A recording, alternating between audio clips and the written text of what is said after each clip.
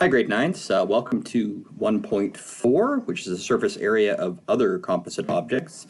So we're going to be tacking on some different shapes other than rectilinears, like rectangular prisms and cubes and things like that. So the shapes are going to get a little more difficult, but the process and the steps that we need to do remain the same.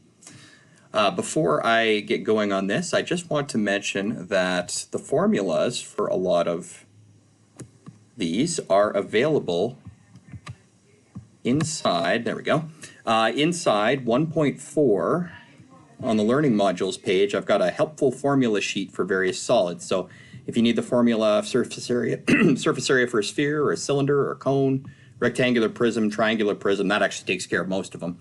You've got access to that right there. So that might be another thing that's worth sort of printing off or just copying down into your notebook.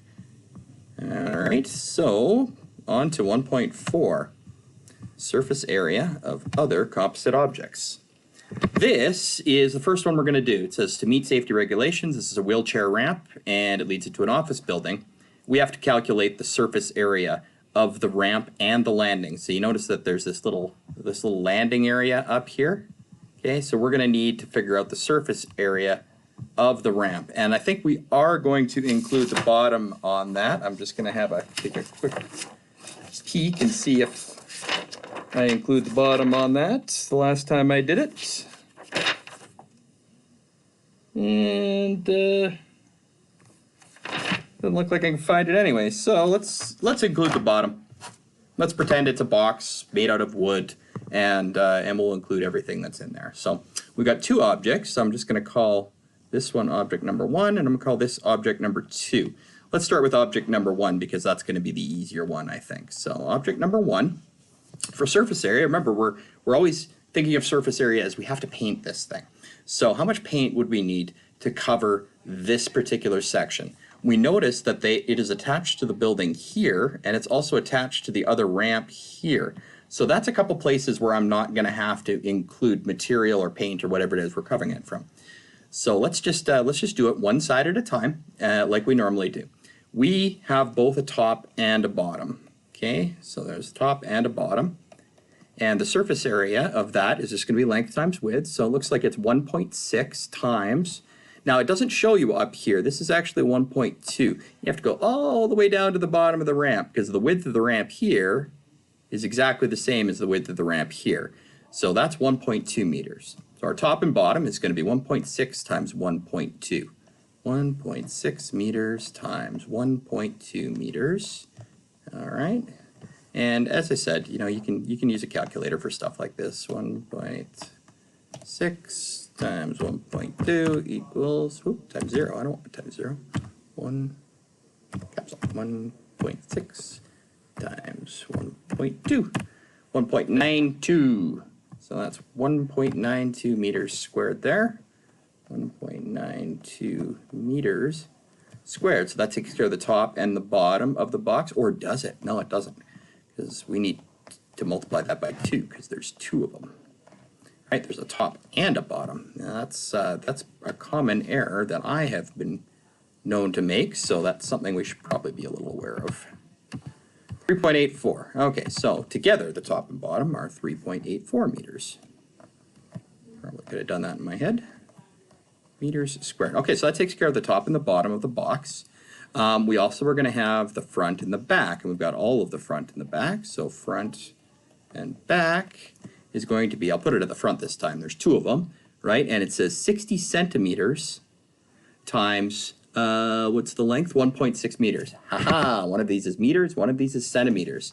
So let's just take that 60 centimeters and convert it. 60 cm equals 0.6 meters. They tried to trick us there, but they didn't catch us this time. So 2 times 0.6 meters times the length is 1.6 meters. All right, so if we get that all computed up, and we got, what do we have there? We've got 2 times 0.6 times 1.6 gives us 1.92. Okay, so that's 1.92 meters squared. Excellent. So we've got taken care of the top and the bottom. We've taken care of the front and the back. And you know what? We don't have to take care of the sides because the side, one side connects to the ramp and the other side connects to the wall. So we don't have to worry about that. So total for 1 equals 3.84 plus 1.92. Okay, so that's going to be 6. That's going to be 7. Carry the 1. 5.76 meters squared for building 1, or building 1, shape 1. Okay, let's do number 2. Okay, so now we're looking at the ramp. Now the ramp has a new feature. It's a triangular feature, right? So if you look at the side of the ramp, that is indeed a triangle, which means the front side and the back side of the ramp are both triangles. The top is not. The top is just a rectangle, okay? It's like a rectangular piece of plywood attached to 2 triangular faces for the front and back, and the bottom is also going to be a rectangle. So we've got 2 rectangles and what do we got here? 2 rectangles, top and bottom, and 2 triangles, front and back. We don't have to worry about what's going on there because it's a connection, and there's nothing going on here because it just fades into nothing, so we don't have to worry about that. So let's start with the top. So the top of this thing is just a rectangle, which is length times width, and our length, got to be careful here, where it says 9.6 meters, that is not the same length. The length on the ground is not the same as the length here. So that, you know what they're doing? They're actually going to make us use Pythagoras to figure this out because they just can't leave us alone. Just can't leave us alone. All right. So let's figure out the length of that particular section.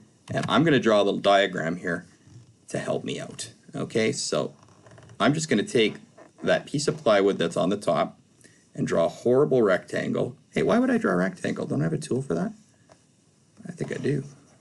Let's just use the rectangle tool. Okay, where's my rectangle tool? There it is. All right. That will make things much easier. Okay, so we've got a rectangle. Okay, and that rectangle is just representing this, the top sheet there. We know that this side is 1.2 meters. We don't know what this side is right here. That's the problem. They never told us that, so we're going to have to figure it out. So I am going to represent this just by the variable c now, just to remind myself that I don't know what that is yet. Now I'm going to draw another drawing here of a triangle. Okay, and this is a right triangle. It looks like it goes up and down from the ground right here. So I'm going to draw my little arrow out. And this is C, the hypotenuse. This is B or A, doesn't really matter. I'm going to call it B. And this is A. Now, we need to find C, all right? C, on this angle, the ramp here, the part that goes from the ground up to the top there, is the exact same edge as the rectangle on the top. So that's why I called this C. This length here is the same as this length here. Whoops, this length here. We just don't know what it is yet. Okay, but we do know B, because B is 9.6 meters. Okay, and A, that's the one where they tried to trick us, right? This height is the same as this height here, so that's 0.6 meters. So A is 0.6. So we need to find C. So we know that it's A squared plus B squared equals C squared. A is 0.6 meters squared plus B is 9.6 meters squared equals C squared. Give myself a little bit more room here. Extend the page a little bit. Okay, 0.6 squared, that is going to be 0.36 plus 9.6 meters squared. I don't know what 96 is squared, so I'm just gonna plug it into the old calculator here. 96 times 96. Oh no, sorry, not 96. 9.6. Let's clear that off. 9.6 times 9.6 is, I can't be right. I got too many. There we go. 9.6 times 9.6 equals 92.16. That makes a lot more sense. So there's 92.16, and that equals c squared. We've got to keep the c squared on that side, so let's figure out what is, excuse me, what is 92.16 plus 0.36? I'll just make sure I don't make any mistakes here. So let's go with, what was it, 92.16, and then we've got to add 0.36 to that, and we get 92.52. So 92.52. Remember, we always have to cancel out the square to make this c. And whatever we do to one side, we do the other. So we're looking for the square root of 92.52. Okay, so the square root of that is 9.62. So 9, let's just call it 9 well, it is 9.62. So it's actually not a whole lot different than B. It's just a tiny bit more than B, and that's probably because it's so long. It's such a long and gradual slope. Anyway, we have found out C. It's 9.62 meters, which means we also know what we need to know up here, 0.62 meters. Okay, let's keep going down here. I'm just going to separate this chunk off a little bit. So for this top piece, we only have one of them, okay, and that is surface area equals 9.62 meters times 1.2 meters. So that very top piece is, okay, 9.62 times 1.2. That very top piece is 11.54 meters squared. Okay, so that took care of the plywood piece on top. For the plywood piece on the bottom, okay, so I'm going to call that B. And you know what? I should probably, for the sake of consistency, get rid of this SA and call that T for top. So that's the top. The bottom equals just slightly different than that, right? So the bottom piece is 9.6 meters, but it is also 1.2 meters. No, sorry, the bottom piece is 9.6, yes, times 1.2 meters, right? Okay, so that is going to be just a touch less than what we had before. Okay, so that's 9.6 times 1.2 is 11.52. See, it's very close, but not exactly the same. 11.52 meters squared. Ooh, gotta have to expand the page a lot here. Okay, so we took care of the top of that, we took care of the bottom of that, and now the two triangular sides. So the last two are the triangular sides. So I'm gonna put two triangles. All right, so we have two of these. Let's figure out what one triangle would be, okay? So the area of a triangle equals half of base times height. Another way you may see this written, is base times height divided by 2. It means exactly the same thing.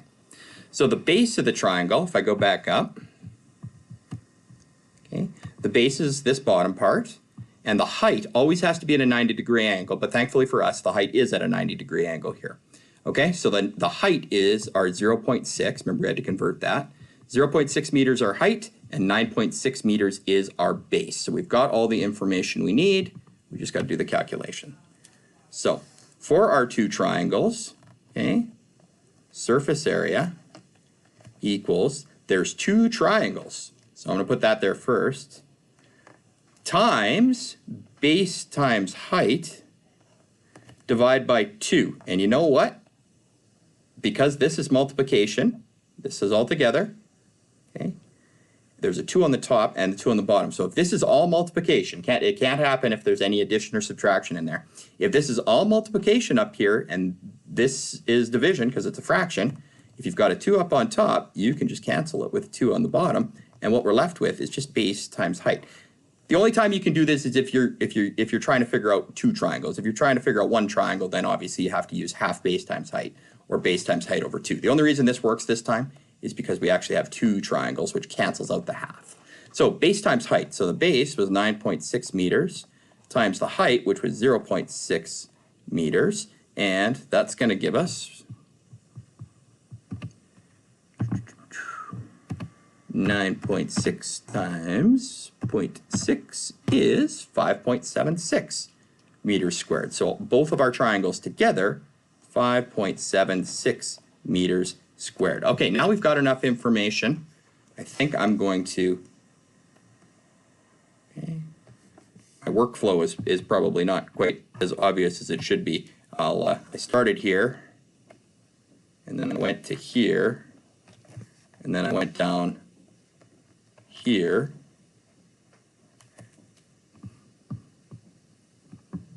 and then I went over here. Oops. And then I went over here. Okay, so I kind of needed more room for that second part. Okay, where did we leave off? We were supposed to find out the surface area of the ramp and the landing. We figured out the landing, we figured out the ramp, so all we need to do is add them together. Did we figure out what the total one for the ramp was yet? No, we didn't. Okay, so total for ramp. What have we got? We got the two triangles. So we got the triangles, we've got top, and we've got bottom. So the triangles, that looks like A's, triangles were 5.76 meters squared. The top was 11.54 meters squared, and the bottom was 11.52 meters squared. So if we add all those together,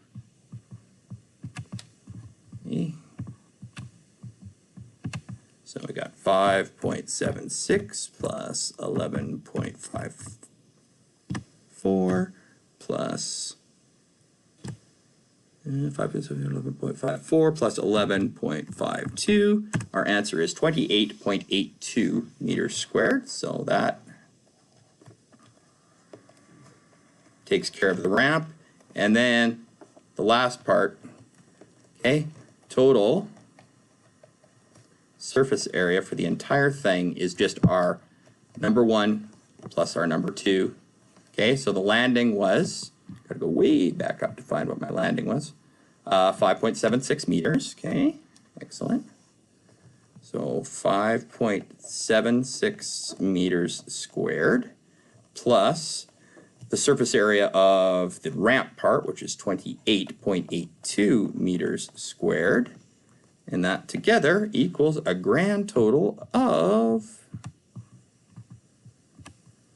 28.82 plus 5.76 equals 34.58 meters squared. 34.58 meters squared. And that is the final answer, the surface area of that entire ramp.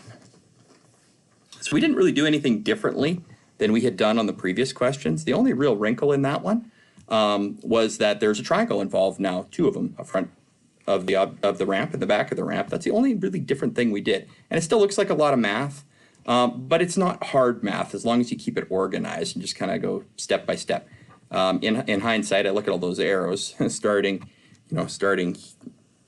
here and then going to here and then going to here and then going to here and then going down. My workflow probably didn't look all that pretty, but the math we did was simple. So we're going to use the strategies from 1.3 to determine surface area. And when I say the strategies, I mean just find out how many faces there are. Figure out the total surface area, subtract the overlaps that you have, and then figure out the total surface area that way. The only difference is going to be is that you're going to see some things like cylinders and cones and spheres and objects that are a slightly different shape and have different formulas for surface area, but the idea is still the same. Figure out how much you need to paint. Okay, now this is just review. If we look at a rectangular prism, they've got 3 pairs of congruent faces. Congruent in this sense just being the same size, equal size. And we've done this before, right? We said there's a top and a bottom that are the same. There's a front and a back that's the same, and the left side and the right side are the same. So if you wanted to put that all into a formula, you have what you have down here. It's 2 times the base, 2 times the front, 2 times the side. We've done this before, I just wrote it slightly differently. So that's a basic review. A right triangular prism. Okay, now this is still called a prism. And it's because the top and the bottom, which we call the base, are the same. So it doesn't really matter that they're triangles, okay? They're the same, and it is attached on the sides by rectangles. So that's the other important part for a prism. It doesn't really matter what size or what shape the base is, but are there rectangles on the side? If so, then it's some type of prism, either a rectangular prism or in this case a triangular prism. So a triangular prism has 5 faces. You've got 2 congruent triangular bases, so what that means is the top matches the bottom. And then we've got 3 rectangular faces, and they may or may not be the same surface area, so you got to be careful and watch that.